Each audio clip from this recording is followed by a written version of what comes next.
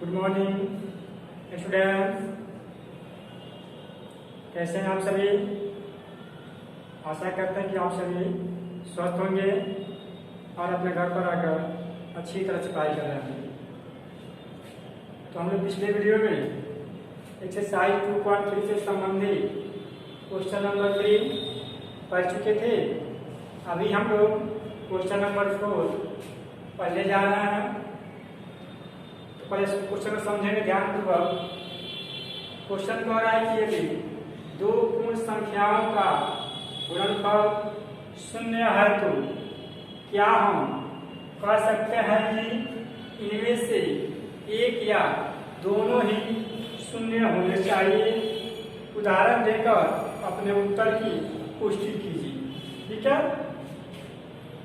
यानी क्वेश्चन कह रहा है कि जब दो पूर्ण संख्या का गुणनफल शून्य है तो क्या वे दोनों संख्याएं शून्य होना आवश्यक है, अन्यथा नहीं।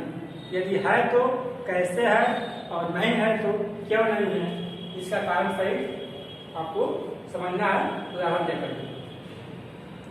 तो पहले हम समझेंगे पूर्ण संख्याएं। ठीक है, ये हमने पिछले वीडियो में पढ़ा चुके हैं पूर्ण संख्याएं, तो इसको थोड़ा समझ लेंगे कि पूर्ण संख्याएं किसे कहते हैं।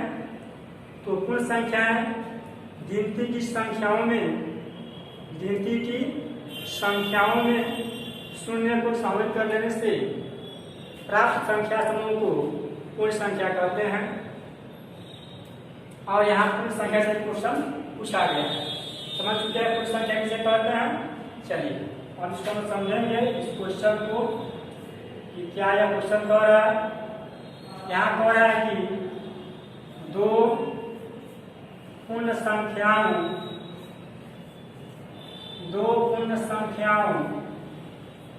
का गुणनफल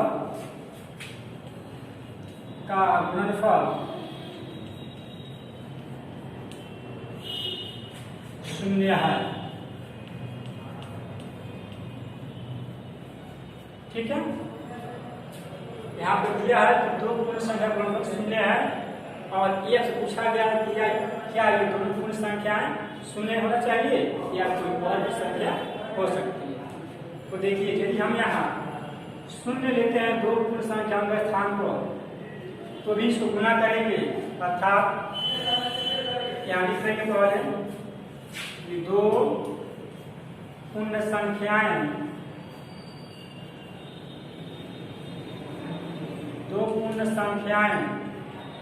बराबर क्या होगा जी, वहाँ 0, 1, वहाँ 0, 0 नहीं होगा, क्या लगेगा 0, 1।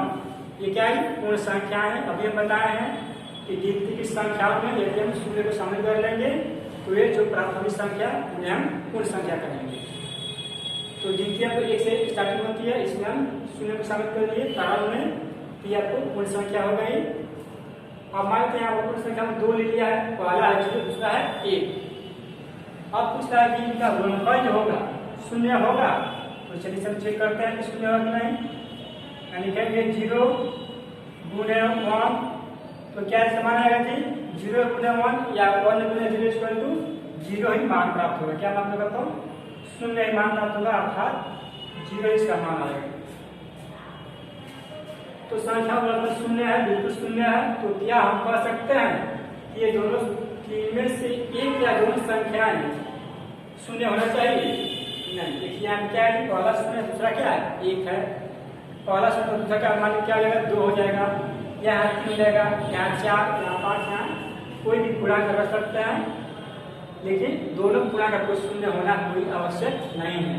कैसे नहीं है, आप समझ रहे हैं कि यहाँ पे 2 लिखते हैं शून्य, यदि तो इसको मान आपका शून्य आएगा ही। ठीक है, लेकिन ये एक निश्चित स्थिति में है। और यदि हम लोग एक शून्य यानी पूर्ण संख्या और यहाँ पर 1 या 2 या 3 या कोई भी अंक रखते हैं इसके आगे, तो भी इसका मान शून्य ही प्राप्त होगा।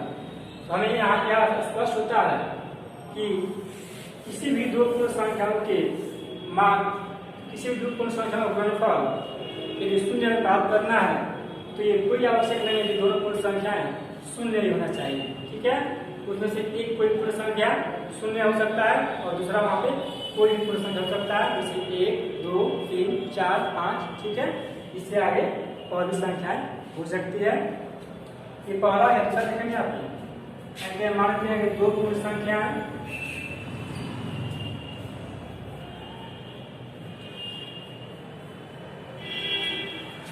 यहाँ मान लिया 0,2 और पहला पूर्ण संख्या 0 है, दूसरा क्या है जी 2 है।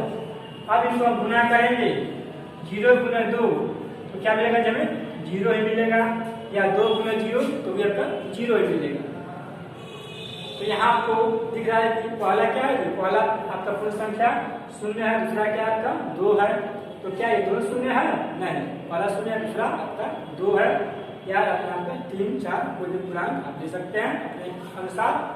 लेकिन यहाँ आपको कोई आवश्यक नहीं है कि दोनों पूर्ण संख्याएं आपका 0 ही हो, ठीक है। क्या लिख सकते हैं, अतः प्रश्न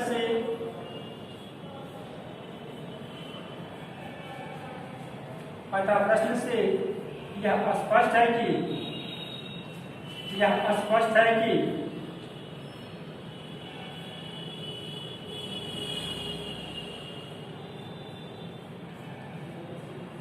अतः प्रश्न से यह स्पष्ट है कि 2 पूर्ण संख्याओं का गुणनफल 2 पूर्ण संख्याओं का गुणनफल 2 पूर्ण संख्याओं का गुणनफल 0 प्राप्त करने के लिए गुणनफल 0 प्राप्त करने के लिए 0 प्राप्त करने के लिए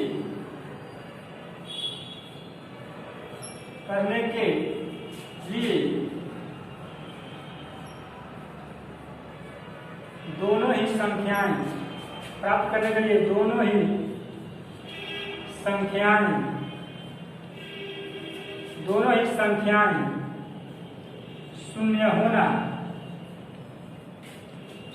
होना आवश्यक नहीं है। 0 होना आवश्यक नहीं है।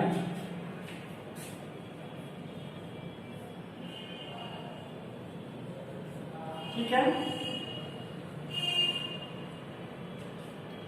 समझ चुके होंगे कि अतः प्रश्न से यह स्पष्ट है कि 2 पूर्ण संख्याओं का गुणनफल 0 प्राप्त करने के लिए दोनों ही संख्याएं 0 होना आवश्यक नहीं है। कैसे नहीं है, आपको उत्तर में ऊपर आपको समझाया गया है, ठीक है। तो उम्मीद करते हैं इतना बात आप लोगों को समझ आया होगा अच्छी तरह से।